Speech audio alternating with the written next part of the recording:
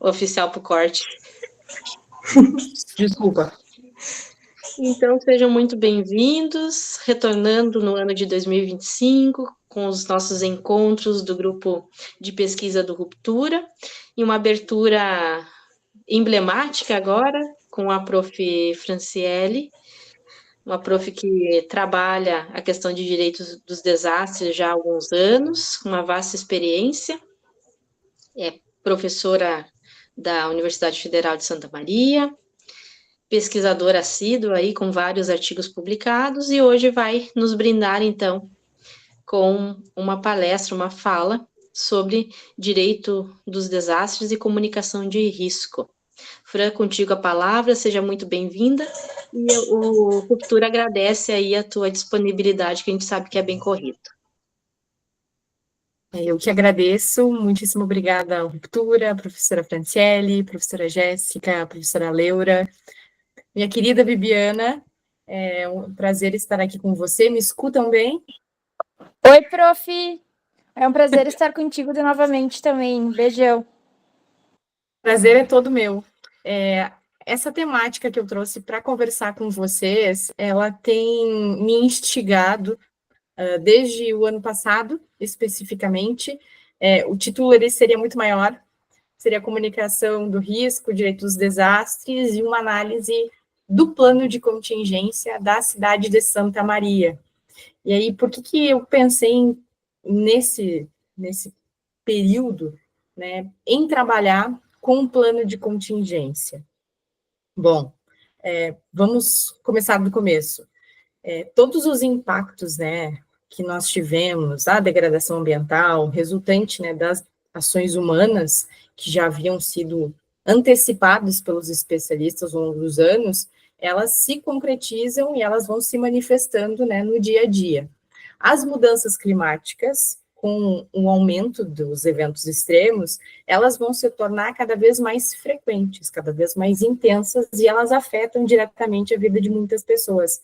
Eu sei que no Ruptura nós temos também uma colega, a Sabrina, que trabalha especificamente com essa temática, está na Itália, né?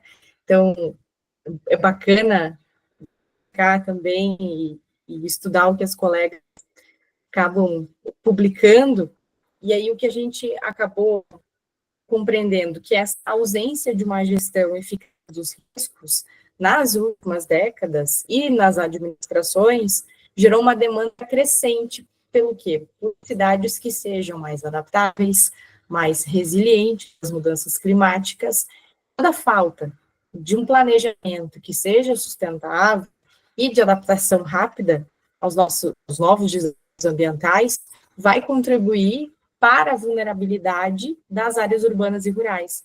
Então, nesse cenário que a gente, né, tem, a comunicação do risco ela vai surgir como um elemento que é essencial dentro da gestão do risco, permitindo que essa população ela esteja mais informada e mais preparada para enfrentar as situações adversas. Então, ela vai ser fundamental para criar um fluxo constante de informações claras, de informações confiáveis, que facilitem essa tomada de decisões rápidas e eficientes em momentos críticos.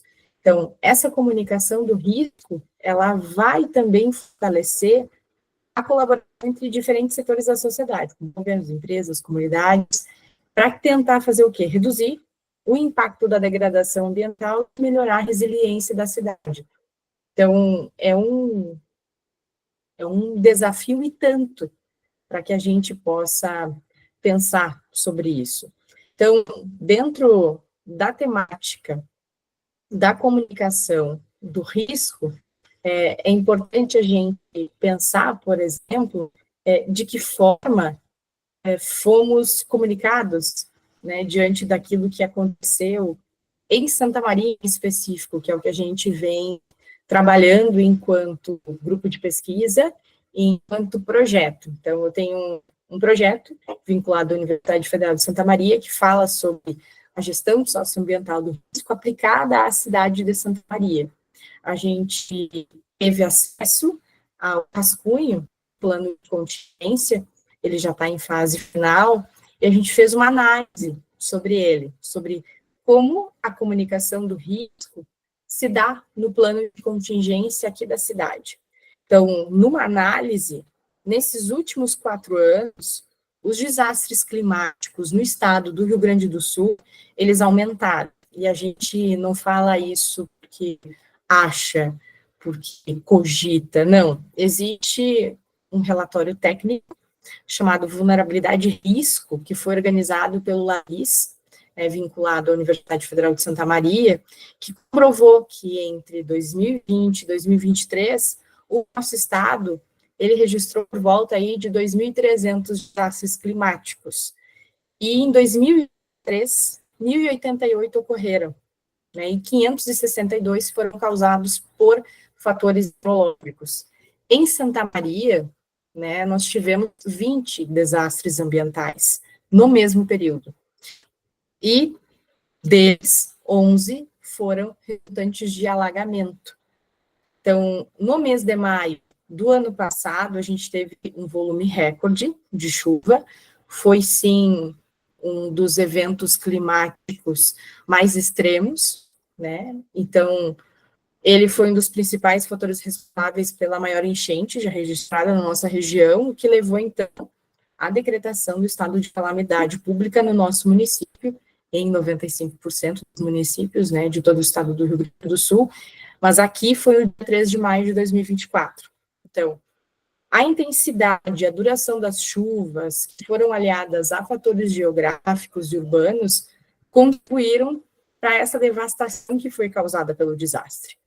Em decorrência, né, desse desastre, no dia 30 de setembro, foi publicado um relatório, né, da Defesa Civil. E esse relatório, ele vai detalhar os impactos que a cidade sofreu, né? Então, nós temos 270 mil habitantes, e destes, 2.000 pessoas ficaram desabrigadas, ficaram desalojadas, e aproximadamente 3.000 residências foram afetadas diretamente pela água. Né? Com relação aos danos ambientais por aqui, 20%, né, da água e 20% do solo foram contaminados pelas cheias, e esse índice, né, de poluição vai representar não apenas uma ameaça imediata à saúde pública, mas também um impacto a longo prazo na qualidade ambiental da região.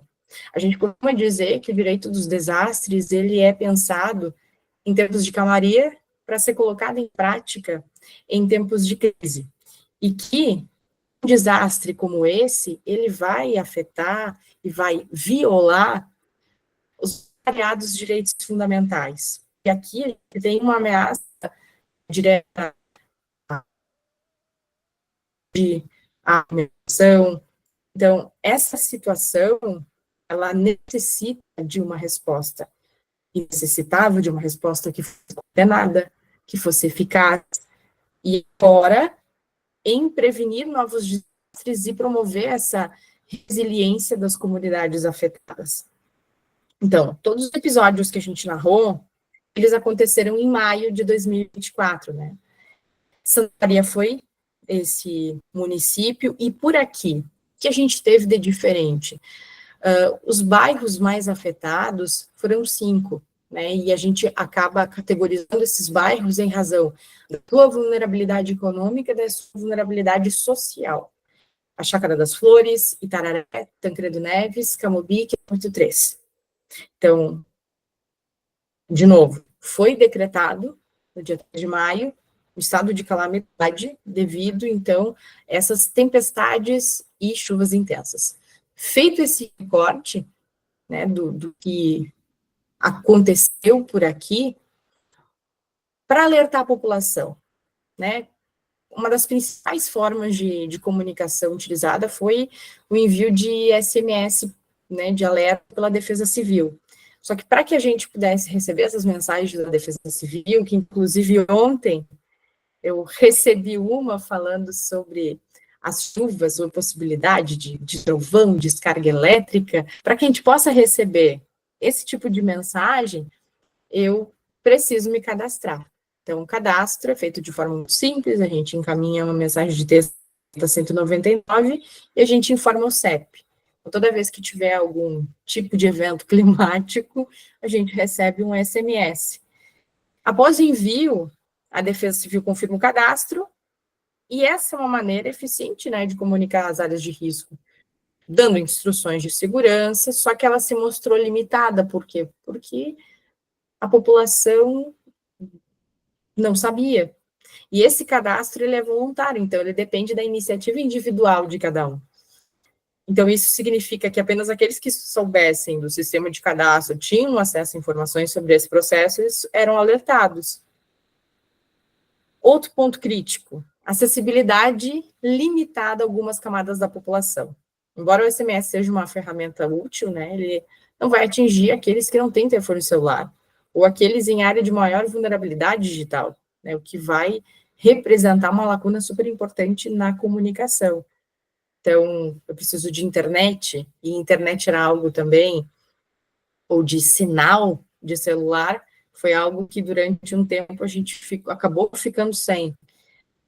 Além do SMS, né, a prefeitura recorreu a redes sociais, Facebook, Instagram, para comunicar a população, mas o alcance dessas plataformas também era restrito, porque eu tinha que seguir a prefeitura, eu tinha que ser amigo da prefeitura, né, no Facebook, para ter acesso a esses dados. Então, a dependência dessas redes sociais vai excluir moradores que não têm acesso à internet ou têm dificuldade de usar essas ferramentas, principalmente em situação de emergência. Então, enquanto as redes sociais elas acabam sendo uma boa estratégia para disseminar informação rápida, elas não vão ser acessíveis a toda a população. Rádio. Rádio foi um canal importante. Alcançou uma ampla audiência, principalmente entre os vulneráveis que não tinham acesso à internet, e também havia a limitação da informação que dependia da sintonização do rádio, que poderia não estar conectada no momento de crise. Então, essas medidas implementadas durante o desastre, né, foram um esforço válido, só que não foram suficientes. Talvez aí a primeira questão a ser conversada seja a dependência de um sistema de cadastro, né, e a utilização de plataformas digitais que não vão atingir todos os segmentos da sociedade, principalmente aqueles em condição de maior vulnerabilidade. Houve sim, então, essa atualização do plano de contingência em dezembro de 2024, e a prefeitura buscou aprimorar ainda mais essas estratégias de comunicação, incluindo a conscientização para realizar o cadastro e receber alertas da Defesa Civil. Para melhorar essa comunicação do risco, por quê? Porque ela vai afetar na primeira fase da gestão socioambiental do risco, e é uma fase muito importante, porque com informação eu posso saber lidar com a situação. E se eu não recebo a informação, isso prejudica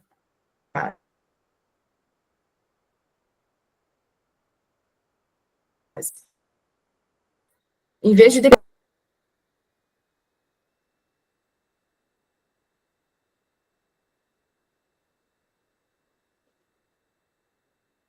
Fran, a tua internet está falhando um pouquinho aqui para a gente.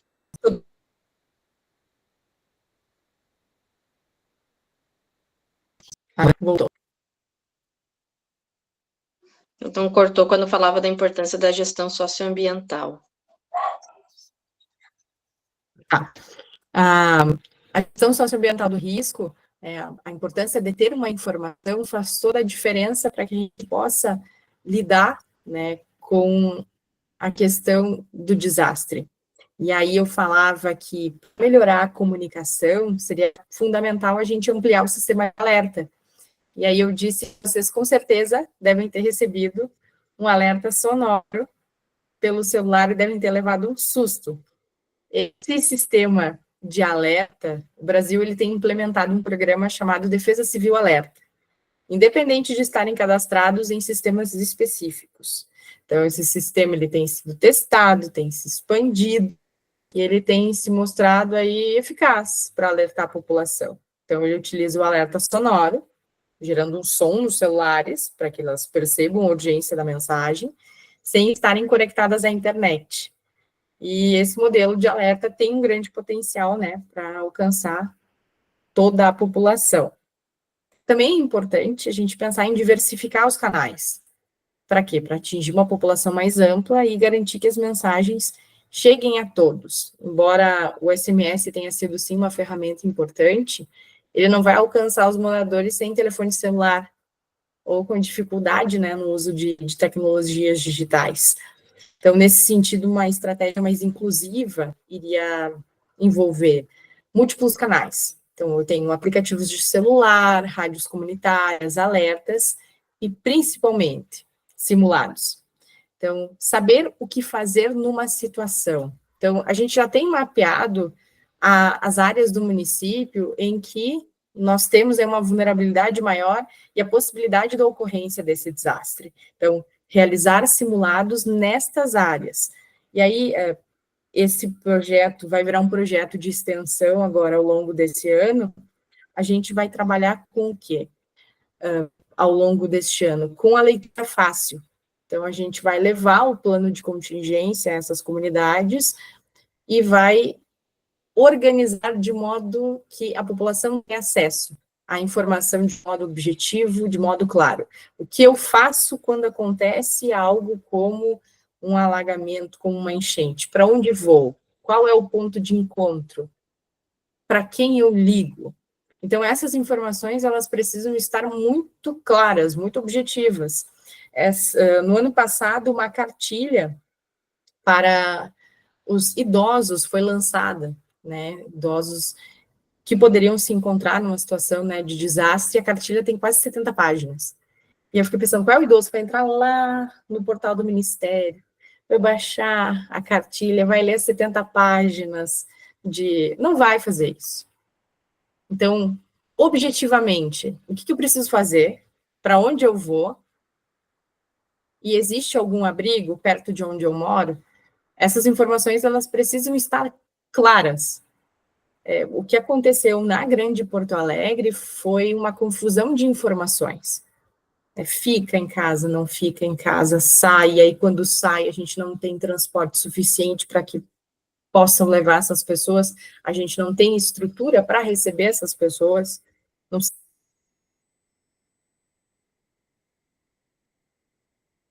sabe,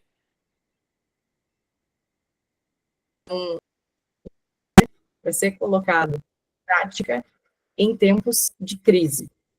Eu escutei um barulhinho?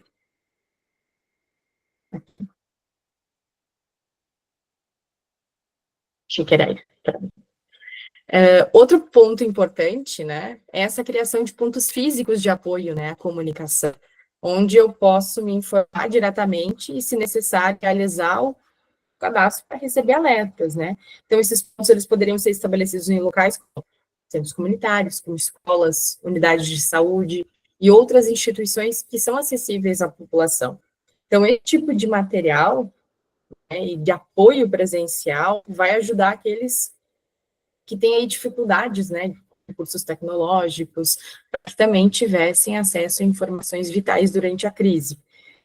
É crucial que a gente garanta, né, que todos esses, independente da sua condição digital ou geográfica, tenham acesso à informação.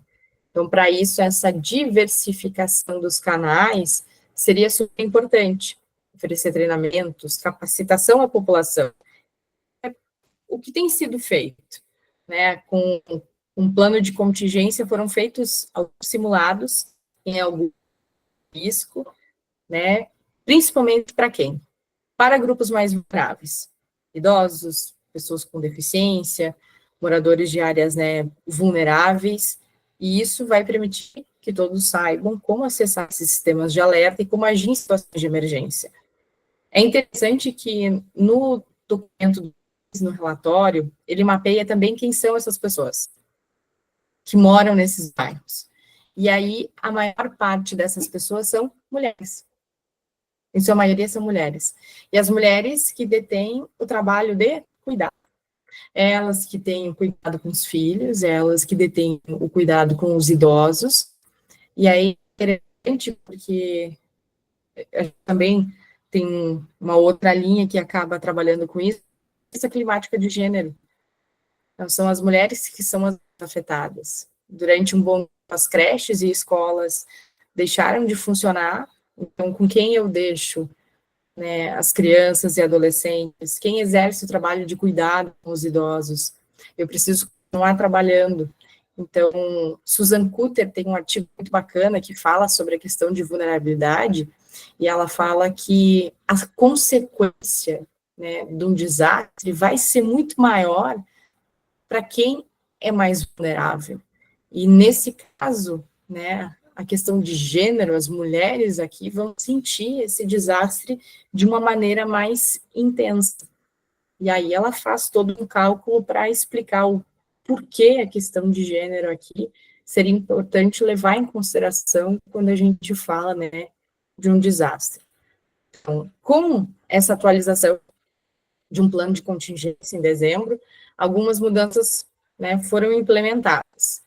E aí, lá naquele documento, a gente consegue compreender algumas fases, né? Tem a fase pré-crise, a fase inicial, de manutenção, de resolução e avaliação. E aí eu realmente acreditava que fosse ler no plano de contingência e saber como é que seria comunicado o risco. Então, o plano de comunicação de risco dentro do plano de contingência carece de clareza, né? Nós não temos como as informações elas vão ser transmitidas à população em situações de emergência, não está evidente, né, como serão divulgados os alertas, quais canais serão utilizados e como é que eu terei acesso a essas informações. Então, essa falta, né, de especificação sobre os meios de comunicação, sirene, plataforma digital, né, SMS, uma rádio comunitária, um trabalho que a gente vai fazer com essa comunidade, nada consta no plano. Ele vai detalhar o tipo de que a gente vai sofrer, mas ele não informa como é que a população vai ser comunicada antes, para que eu possa antever, e durante esses eventos. Então, sem uma comunicação clara e acessível, essa população, ela não vai saber como agir de forma rápida e segura nesses momentos críticos. Então, o que a gente tem no âmbito nacional que fale sobre os planos de contingência?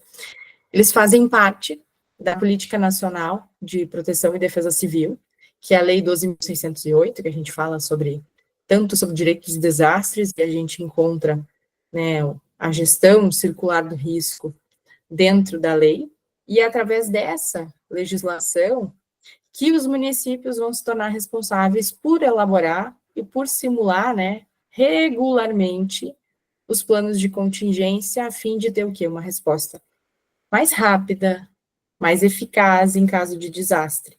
Então, essa gestão de riscos de desastre vai se tornar essencial para mitigar danos em caso de desastres, cada vez mais frequentes. Sim. Então, é importante a gente saber de que lei a gente está, que a gente consiga encontrar isso em outras cidades, né? Por exemplo, dando exemplo de outras cidades que possuem planos de contingência. O município de Osasco, que é localizado no estado de São Paulo, tem uma população, a gente tem 270, né? Osasco vai ter aí quase 800 mil habitantes. Isso lá em 2024. Então, o plano de contingência foi elaborado para um ano, dezembro de 23 até 24, e vai abordar questões relacionadas a deslizamento de grande impacto, a inundação brusca, processo geológico, e ele tem como finalidade reunir esforços para situações de agravamento no período de chuvas. Então, qual é a ideia lá? Prevenir desastres, perda de vidas, dar condições para reabilitar local, e apesar desse período que é definido no plano, deixado muito claro a possibilidade dele para usar em anos posteriores.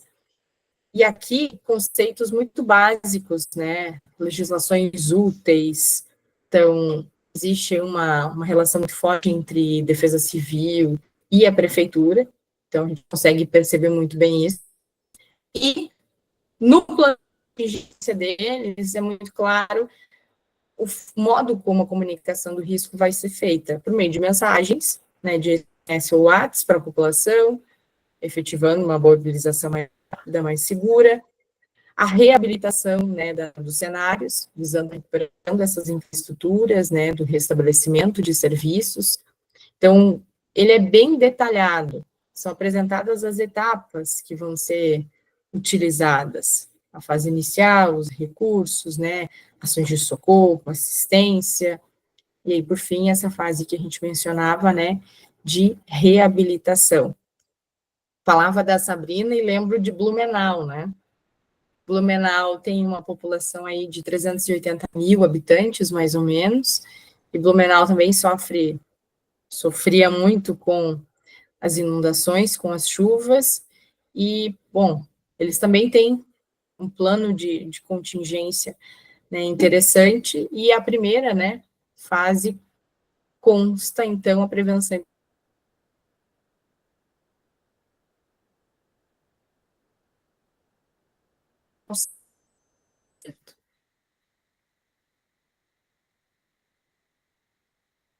Tem de contingência, como a gente já viu, ele fica presente aí na Lei 12.608. Então, estou controlando o tempo para fechar os 30 minutos redondinhos. Essa comunicação vai ser uma operação essencial na nossa sociedade.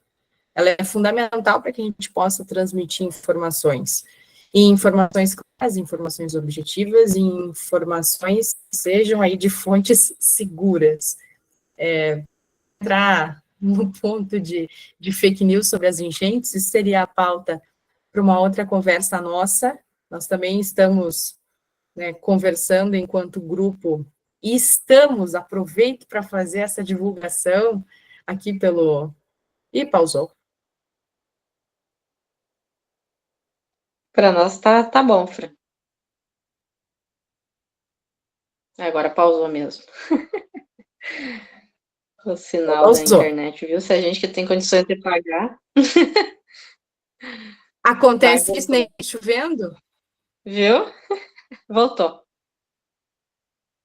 Eu ia dizer que eu vou aproveitar para divulgar aqui o link de uma orientação com uma pesquisa de opinião sobre as fake news em tempos de enchente.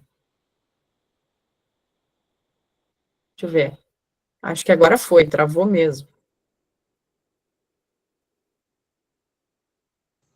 A gente está te ouvindo, mas a tua imagem está travando. Eu não vejo mais você.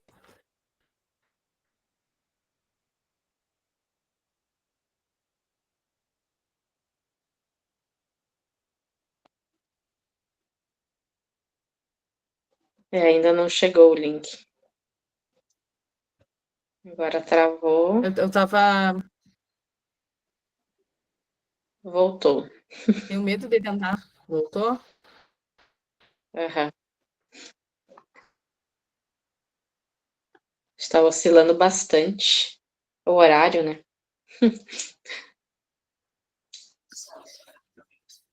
Agora melhorou? Agora. Aqui tá aparecendo. Bom, pelo menos a voz tá vindo. Tá. A voz está vindo, o resto não veio, mas eu ia aproveitar para que a gente divulgue aí o trabalho da Nicole, que fala sobre fake news em tempos de enchente, né? O quanto a informação equivocada, enquanto a informação falsa, ela vai prejudicar nessa primeira etapa. E aí a gente quer também trabalhar com isso.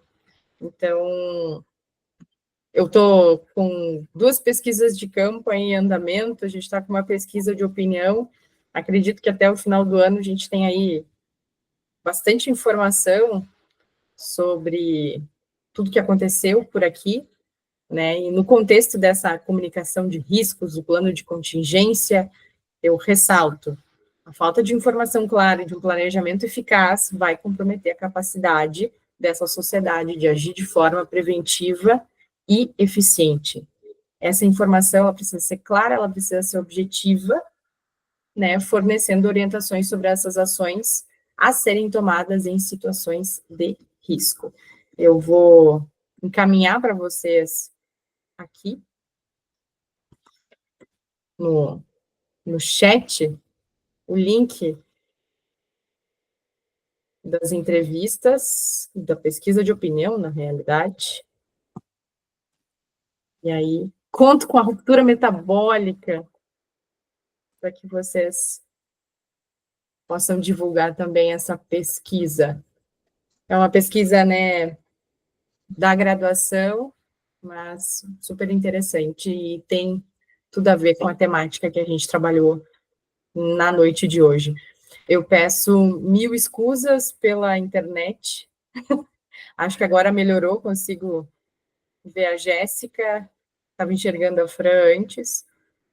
Então, muitíssimo obrigada. Viu o quanto a gente não pode confiar somente na tecnologia?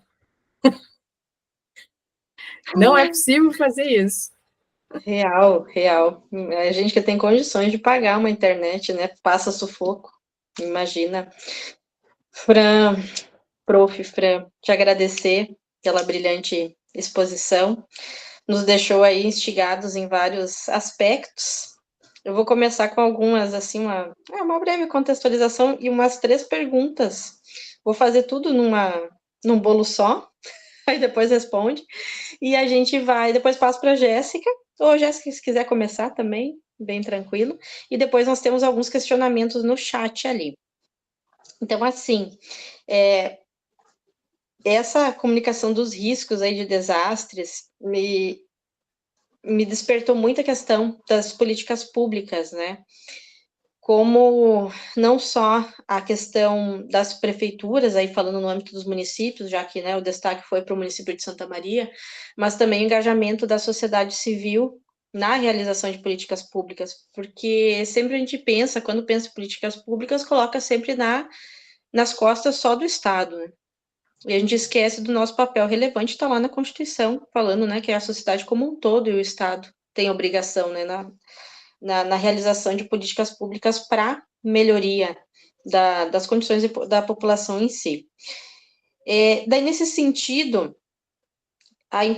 ficou ali a questão da cartilha, né? Cartilha de 70 páginas. E aí eu queria saber, na questão da realização no âmbito do grupo de estudos teu, como que está funcionando isso? Vocês vão fazer alguma cartilha de uma forma mais acessível? Já está em andamento isso, a ideia, tá? Não sei se vai ter a questão que eu acredito ser bem relevante, a questão dos pontos físicos de apoio, que já tinha falado, mas também o fator das doações, né? Pontos físicos de doação. Porque se gerou ali em maio uma disseminação de, agora que não precisa disso. Aí as pessoas que não precisavam iam lá e pegavam as coisas, as pessoas estavam recebendo Pix pela internet, supostamente para ajudar, e depois se pegou muito isso da questão fraude, né, estelionato, enfim, é crime, né, na época, você pegar uma doação e não realmente receber, né, e não fazer a contraprestação. Então, essa questão da cartilha aí, o que está em voga aí para vocês no âmbito do grupo.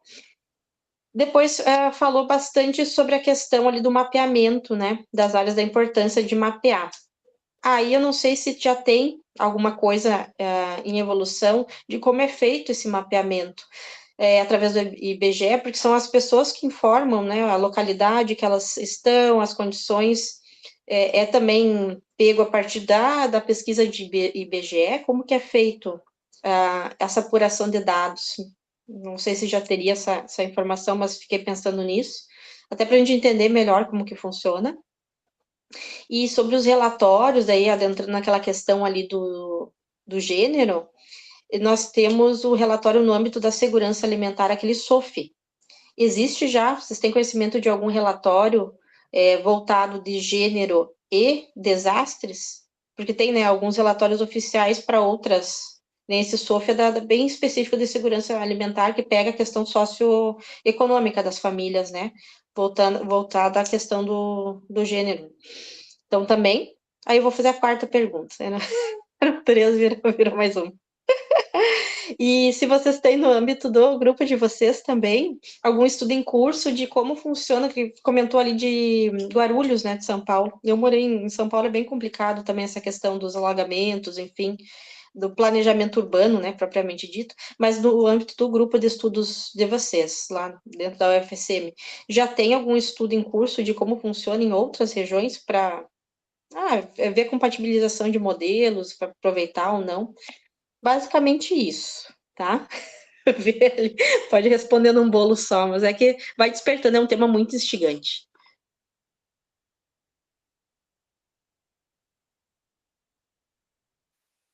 Fui buscando sites para ir deixando no chat. O primeiro que eu postei foi o Google Docs, que é a pesquisa de opinião, né, da Nicole, sobre as fake news em tempos de enchente.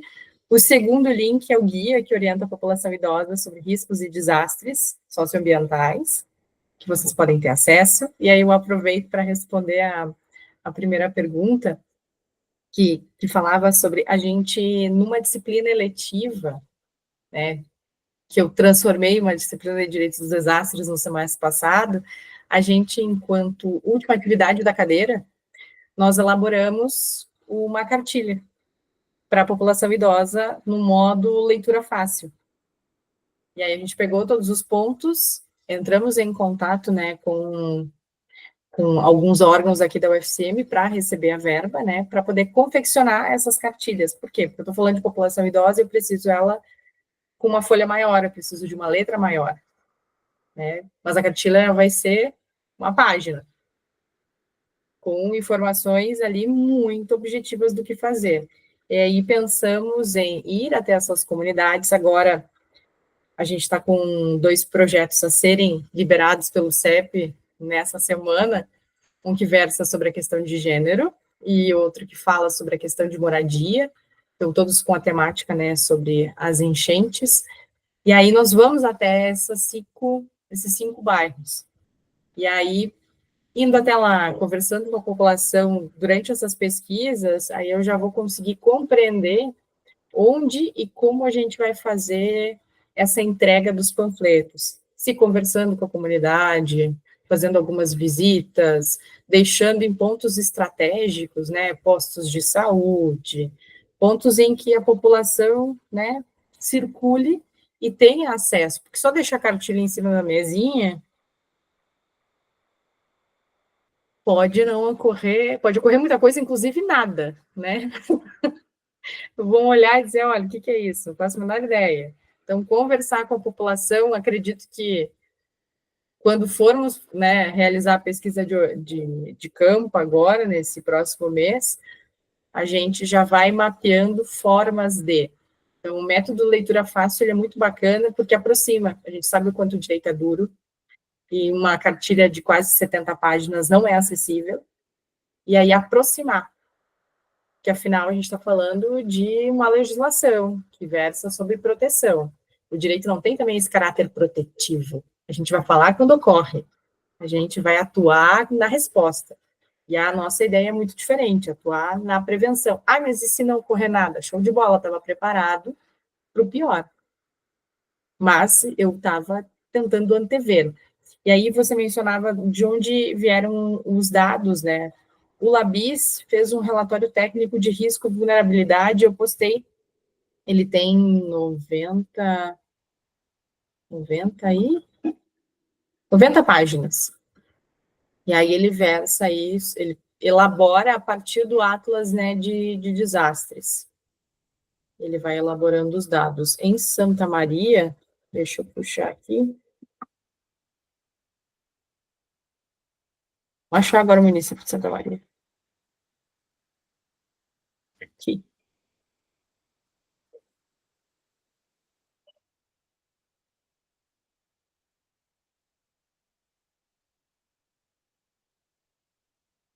Deve ter ido pelo IBGE, acredito.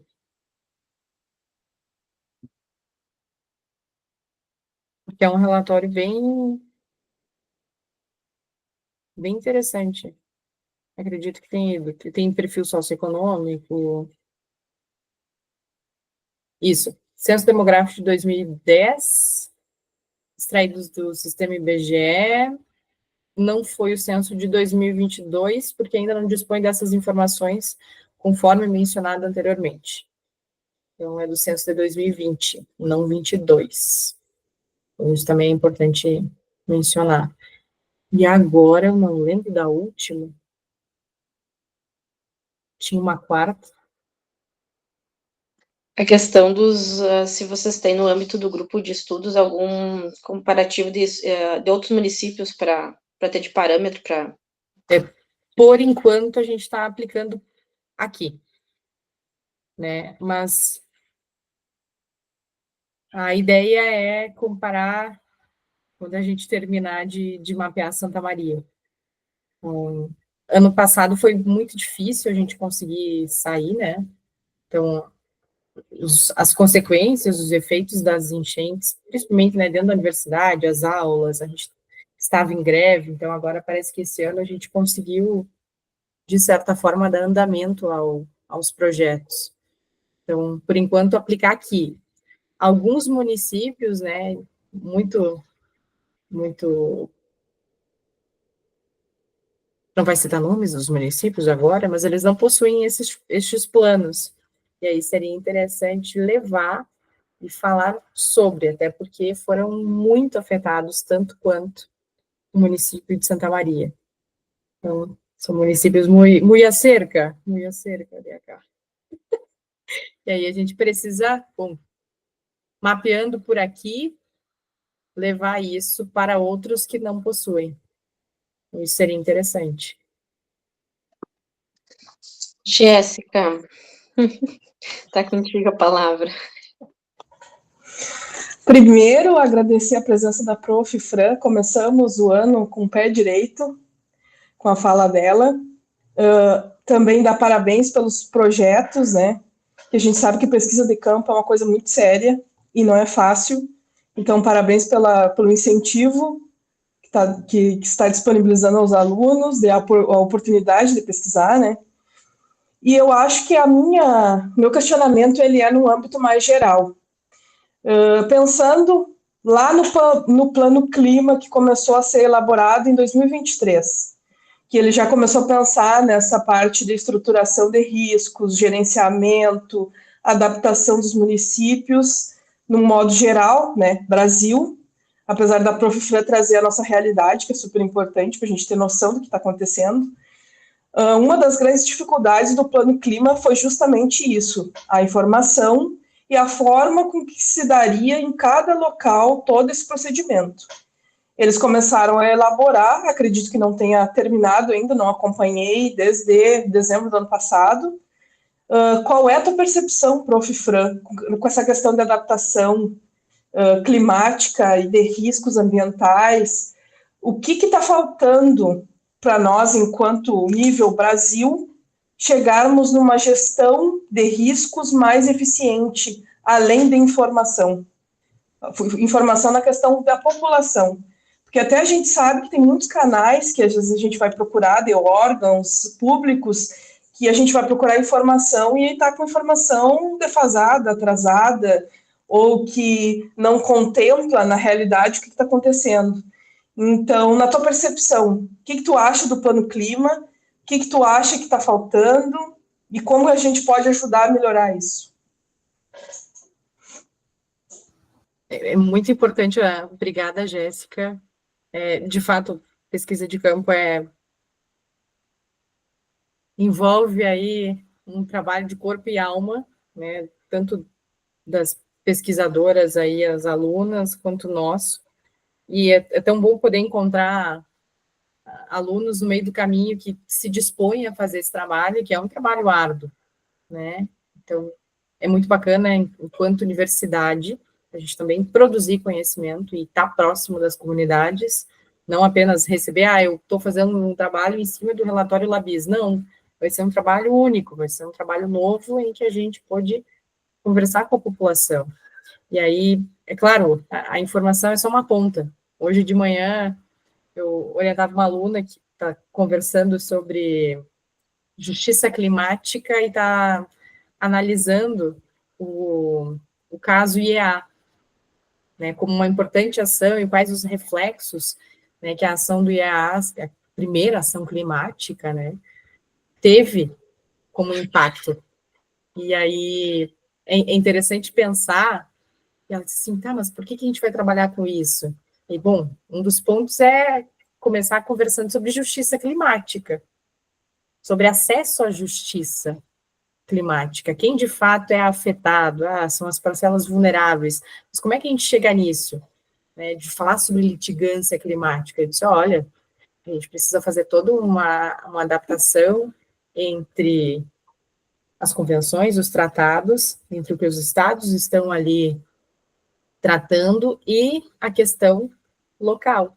Eu preciso que o internacional, ele ande junto. Por quê? Porque a questão ambiental não é uma questão que importa somente ao Brasil, somente à Argentina. Então, quando tu mencionas aí, quando a gente fala sobre metas de mitigação e adaptação do Brasil, antigamente a gente falava sobre a Agenda 2030, agora a gente está falando sobre a Agenda 2050.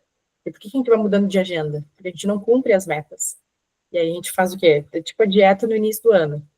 A gente, não, é 2026 agora. É mais 2025. 2026. E não existe um comprometimento desse Estado, ou destes Estados, com a questão do meio ambiente. A gente tem aí um grande exemplo, este ano ele volta a ser um exemplo de novo, que é os Estados Unidos, saíram de todas as agendas, de tudo que se relaciona à questão ambiental, porque eles acreditam que existam mudanças climáticas, que exista aquecimento global e que isso seria, sim, impeditivo para o crescimento econômico. Pronto, chegamos lá. E aí, enquanto nós tivermos esse impasse, e muitos estados vão se espelhar nessa questão, porque vão, e nós teremos, sim, saídas de estados relacionadas à questão de proteção ao meio ambiente, ou mesmo de mitigação e de adaptação a mudanças climáticas. Então, é interessante pensar nisso, principalmente no cenário, né, internacional.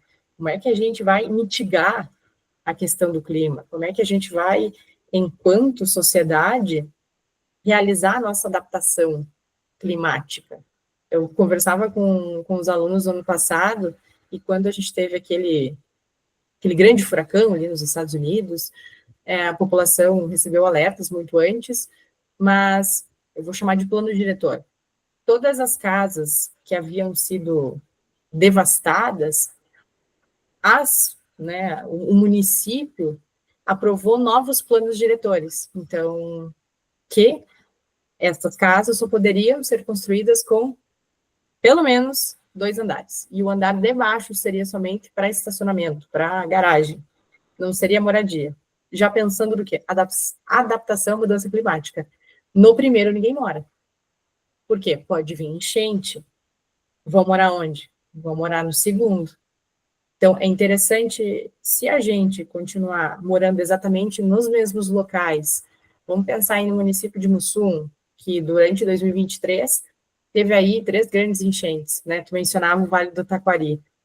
Aí, 2024, a gente tem de novo, e todas elas a gente teve óbitos. E eu continuo morando no mesmo local. Eu conversava com um aluno que é da Polícia Ambiental, e ele tinha ido até Mussum, e ele falava que a população retornou à área do rio, e está morando lá. E aí ele perguntou para eles, mas por que vocês estão aqui? Eles, porque para onde é que a gente vai ir? Os terrenos que antes eram carésimos, agora eles triplicaram de valor. Eles estão fora da zona de perigo aqui. Para onde a gente vai? Não, a gente vai retornar. Então, como é que a gente pode falar sobre adaptação climática? Como é que eu vou realocar a população inteira de Eldorado do Sul? Não tem como realocar a população inteira. Né? Eu falava sobre um bairro todo de Gramado, eu estou falando de Gramado. Eu falo de Gramado porque eu estou falando de investimento econômico, eu estou falando de turismo, eu estou falando de... né? Estou falando. E aí, aquela população dali, aquele bairro todo que foi afetado, eles vão receber o valor por metro quadrado. eles não vão ser levados a uma outra localidade. O município disse que isso seria muito caro para ele. Eu estou falando de Gramado, não estou falando de Santa Maria, estou falando de uma cidade do interior, estou falando de uma cidade que é a cidade mais turística do Brasil, né? E aí não existe uma preocupação com a realocação. E aí, quando me perguntas, eu acho que o plano do clima vai resolver? Eu digo, depende. Todos nós, enquanto estados, é a visão Delmas Martí, a visão Kant de comunidade. Se todos nós pensássemos e nos uníssemos por laços, eu acho que sim. Mas, enquanto a gente tiver aí grandes potências negando a existência, a gente vai continuar tocando as agendas para longe e não conseguindo aí nos organizar com as metas. Mas, bom, o grande passo é, tem COP esse ano, tem COP por aqui, tem COP em Belém no final do ano, e é importante estar atento e, bom, ganhar a simpatia dos outros estados, porque aqui sozinhos não vamos conseguir. Mas o que falar sobre mudanças climáticas se em Santa Maria a gente ainda não possui coleta seletiva? A gente não tem... Quem faz isso são os selecionadores. O município não faz. Ainda. A gente fala isso desde 2009. Estava na graduação. A gente estava falando sobre uma coleta diferenciada. Então, é pensar assim, global, é aquele velho. A gente continua. E agir local. Então, a informação é só uma pontinha de um grande iceberg que está descongelando. Infelizmente. Queria ter respostas melhores, Jéssica. Queria. Não, mas as tuas respostas já foram, assim, maravilhosas, que vai deixar a gente pensando. E é esse o objetivo. A gente ficar pensando. Prof. Cláudio está ainda conosco aí? Gostaria de se manifestar? Prof. Cláudio também, um grande estudioso aí que participa dos nossos encontros. Olá, tudo bem?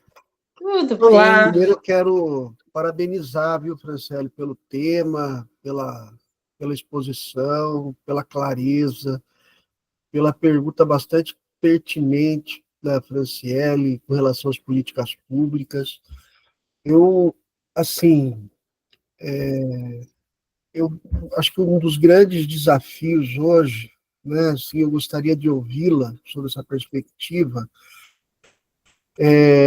que para os municípios implantarem medidas de contingenciamento, de políticas públicas nesse sentido, sempre esbarra num aspecto. Daí você me corrige, viu, Franciele, se eu estiver falando errado. Tem a questão orçamentária, né? Tudo tem orçamento. Então, para ter vários recursos, mas chega no meio ambiente que não tem recurso. E eu gostaria de saber, né, se isso também é abordagem de estudo, como é que fica a questão orçamentária, porque todo esse plano de contingenciamento, eu vejo que envolve gastos, envolve investimentos, por mais que a União Federal transfira valores, né, em situações de desastres, a situação é temporária, depois isso continua, prossegue, né? Essa tragédia que aconteceu no Sul, por exemplo, então as pessoas estão ainda num dano existencial delas, ainda sofrendo impactos, né? Não é porque pagou 6 meses de aluguel social, 1 ano, 2 anos, que vai resolver o problema. Elas perderam memória, perderam história, perderam a convivência, perderam a condição de sociabilidade com que elas estão acostumadas. Então, minha pergunta, gostaria muito de ouvi-la sobre essa perspectiva, como é que fica a questão orçamentária, sendo que a gente sabe que os municípios hoje cada vez mais têm recursos reduzidos.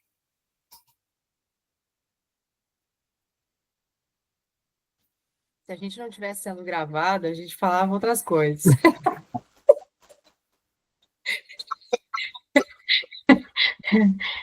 Aí eu estou vendo como é que eu posso te responder.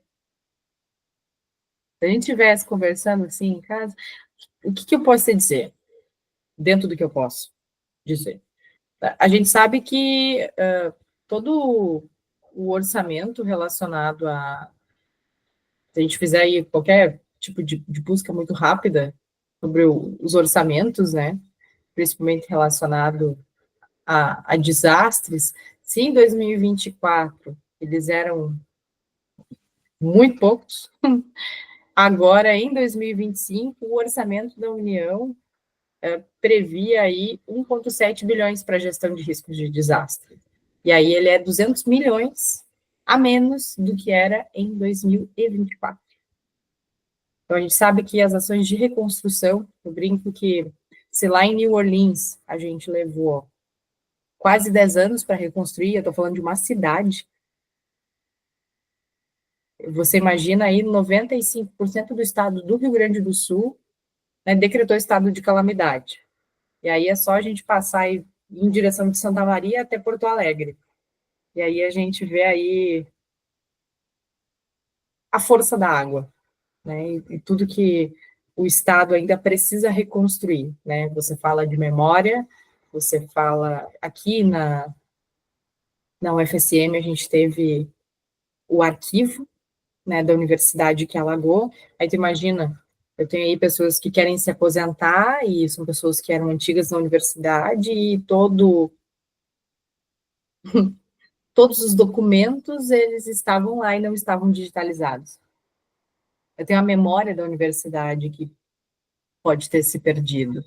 Então, existem algumas coisas que não retornam.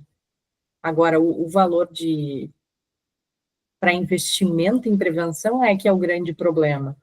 Dá para a gente fazer uma analogia, o estado do Espírito Santo há uns 20 anos atrás, talvez não isso, mas é doído dizer que foi há 20 anos atrás, que parece que foi ontem.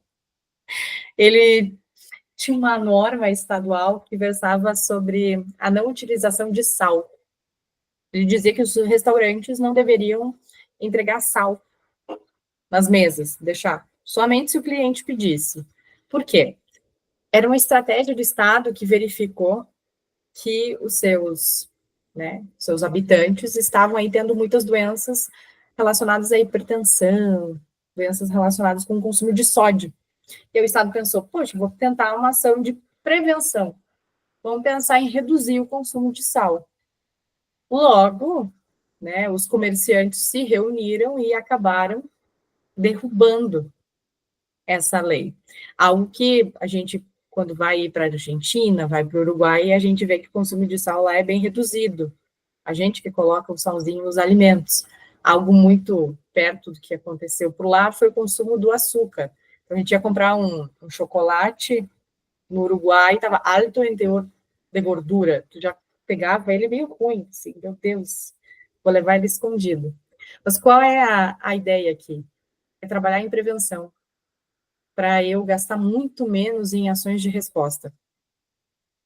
E aí o Estado aqui vai gastar bilhões em reconstrução e acaba investindo muito pouco na prevenção. Então, a brincadeira com o uso de sal, para dizer que a gente, de fato, não pensa em prevenção. A gente vai pensar na resposta. Você vai gastar milhões em medicamentos, em tratamento médico. Então, sim, a gente tem reduzido o investimento.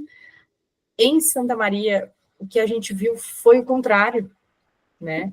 A gente viu aí, foi contratada uma empresa privada que auxiliou o município na construção do plano e fez juntamente com o município, essa empresa, né, é uma startup, fez junto ao município todos os simulados, a construção do plano de contingência.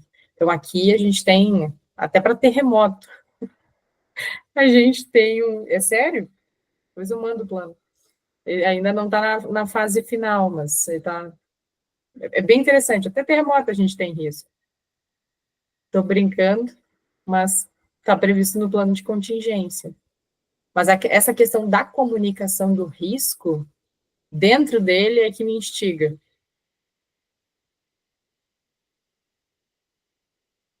Obrigado, Franciele, pelo esclarecimento. A gente fica meio frustrado, né, com certas coisas, mas faz parte. A gente já não pode Uhum. deixar que a frustração deixe a gente de falar e de pensar Eu, sobre. eu escutei uma frase de um professor de direito ambiental, que todo aquele que gosta de ambiental é um otimista trágico. Né? Eu estou achando que é mais ou menos nessa linha. Aí imagina quando a gente trabalha com desastre. Trágico faz parte. Obrigado, professor. Eu que agradeço. Gente, pelo adiantado, então, da hora, infelizmente, vamos ter que nos despedir da Prof. Fran, dessa brilhante aula. Uma aula, né? Aula extraordinária, que nos deixa em várias reflexões. E ficamos à disposição, Prof. Fran, para uma próxima, para uma troca entre os grupos. E vamos falando, e mais uma vez te agradecer, né, a disponibilidade na faixa, né, que sempre é assim, a prof, a gente nem cogita em convidar, ela já aceitou, então, te agradecer pela tua disponibilidade de sempre e brilhantismo. Grande abraço a todos, pessoal, reflitam sobre essa importante questão aí que é a comunicação dos riscos. Grande abraço a todos e até uma próxima. Tchau, Tchau, tchau. boa Até. noite.